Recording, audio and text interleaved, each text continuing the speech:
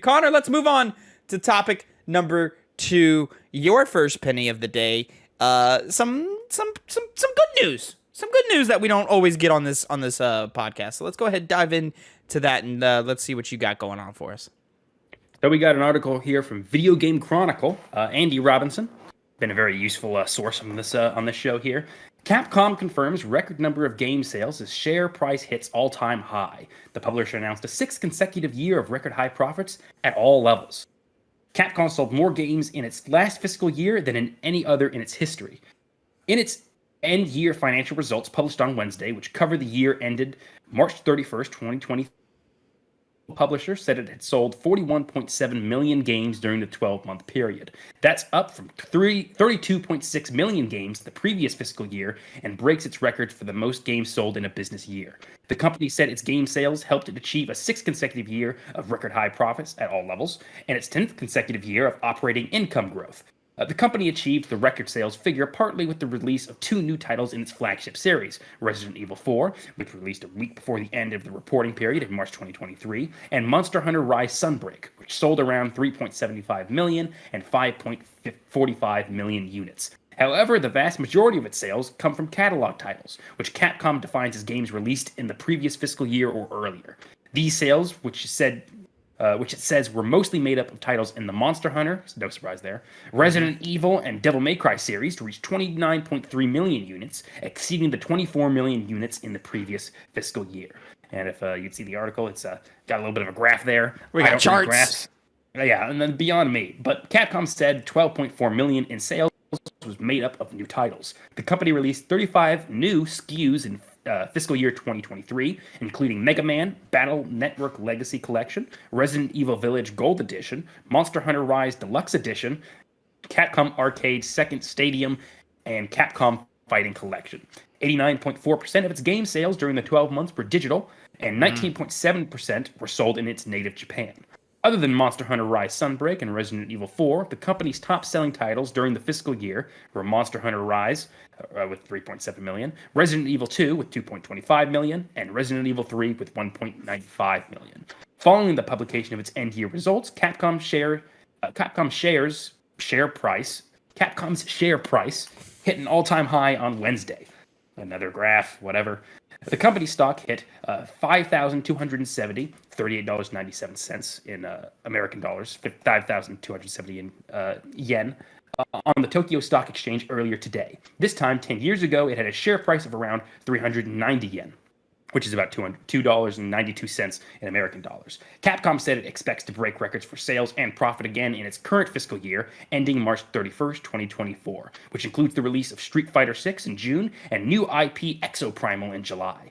Capcom president recently said the company aims to sell 10 million copies of Street Fighter VI, which would break the series record of 7 million met by Street Fighter V. Capcom's on the up and up. They're on the up and up. Did the yen get more valuable? In my head, growing up, 1,000 yen always equaled an American dollar, and if 5,000 is $38, that's a more valuable rate, right? Or maybe the American dollar decreased. I don't know. We're not economists. We're not, which is why we just skip by all of those great graphs, which are very, very informative. Great for Capcom. Fantastic.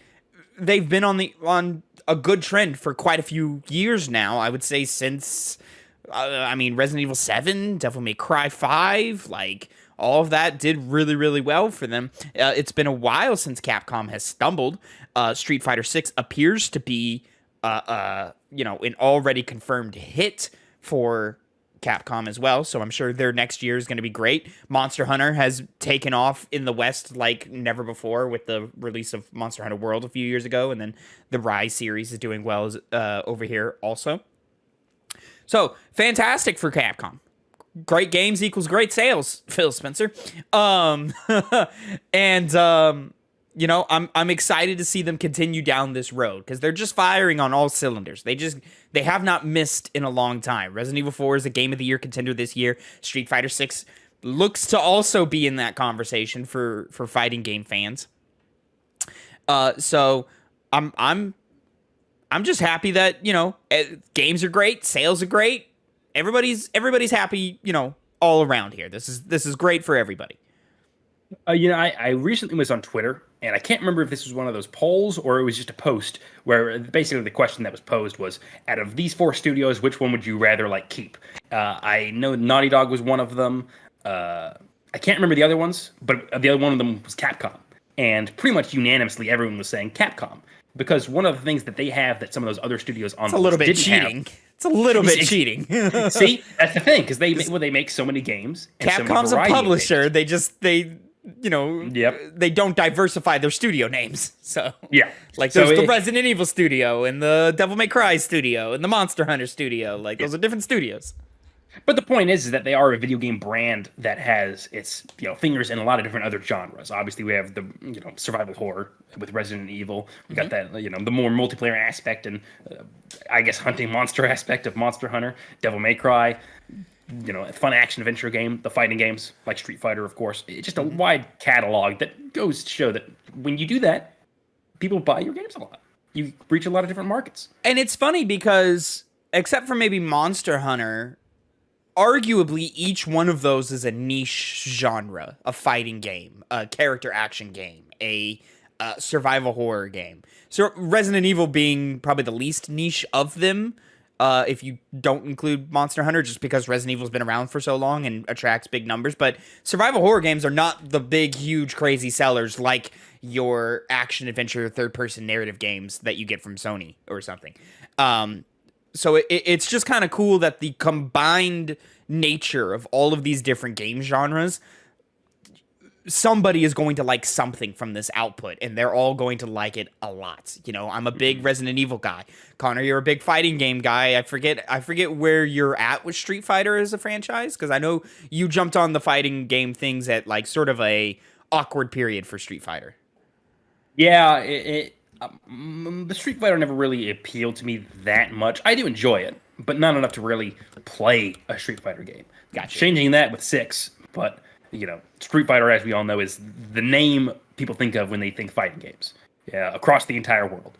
So, they do really well with that IP, even when they don't even do good with it. Like with the 5th game. The 5th game, yeah. Oh, and you're a Devil May Cry fan, which doesn't get as much love in terms of releases. It's been quite a while since Devil May Cry 5.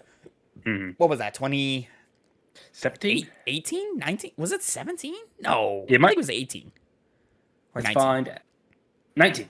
Yeah, 19. That's the more reasonable than 17. That sounds more right. Because I was like, 17 was Resident Evil 7. And I was like, yeah, that's that a mistake on my part. And then, but the fact that they even mentioned the Devil May Cry series being included alongside those 29.3 million units with the combination of Monster Hunter, Resident Evil, Devil May Cry, you assume the bulk of that was Monster Hunter and Resident Evil, specifically because Resident Evil's been on a hot streak, a prolific hot streak, and Monster Hunter is doing crazy numbers, and also on a quite prolific as well. I feel like there's a new Monster Hunter game every other year. But the fact that Devil May Cry as a franchise even got mentioned in the conversation. We haven't had a new release in a couple of years now. And, between 5 and the last title, it was quite a while. So it's, interesting that we're still, that name is still in the conversation. Mm-hmm. Well, Capcom just has that brand name. The brand 89.4% of its game sales during the 12 months were digital. 37.3 million units. Digital sales. Almost 90% of Capcom's sales are digital. What do you think that means for Capcom? That people like their games. People like their games, but they like buying them digitally. They don't go out to the store to buy a Capcom game, And I think that's interesting. Where usually, digital sales have been on the rise for years. They've been more and more prevalent as we've gone on. But you usually see it closer to a 50% mark, not a overwhelming dominance of it is digital, which is just a sign of the times and, just kind of where they're at. But I'm curious if it's, Monster Hunter Rise is very prevalent on Nintendo Switch. I don't see Nintendo Switch titles being heavy physical sales, but if I remember right, Nintendo doesn't share their digital stuff. So this is like sort of just information you can kind of gauge because I believe, well, Monster Hunter Rise just came to PlayStation recently, so I'm sure that helped out. And then, God, they're also just so consistent with re-releases of a bunch of different kinds. The article mentioned Resident Evil Village Gold Edition or whatever, and then Devil May Cry 5 got a re-release on PS5 a few years ago, and the Resident Evil games all got ported to PS5. I want to say within the last year, and Monster Hunter jumping from console to console and stuff. It makes sense how a lot of their legacy titles are the ones making these numbers. We'll see more games from them when they come out with Street Fighter 6, and who knows what they're going to do beyond that. Maybe another Devil May Cry game. Fingers crossed, Connor, but them being part of the conversation does help, but we'll see. I'm sure there's a Devil May Cry 6 coming eventually, right? It's got to be soon. To be honest, 4 years. And it has been 4 years, and reasonably, I would say that they'd make another one. But I think I remember seeing a comment that no, that wasn't it. I remember seeing, I think, some vague comments about how they won't be. Not Dante, Nero, and Virgil's story has kind of ended. They're done with it. At least it's the main, focus of it. So it could either be the point to retire it or do something new and interesting with it. Either way, I'll play it. We'll see. I'll say this, Connor. More than likely, you're getting a new Devil May Cry before you're getting a new Street Fighter. That isn't Street Fighter 6. Oh, they're going to do 6 for years. Because when did 15 come out? It came out. Obviously, had a 5. Street Fighter 5, I believe, is a 15. 2016. 2016. Okay.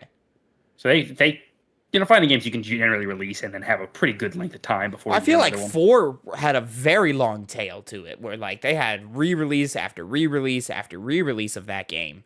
It felt like to me on the outside, and I also wasn't paying that much attention to the industry at the time, but I feel like by the end of it, it had like 3 or 4 subtitles.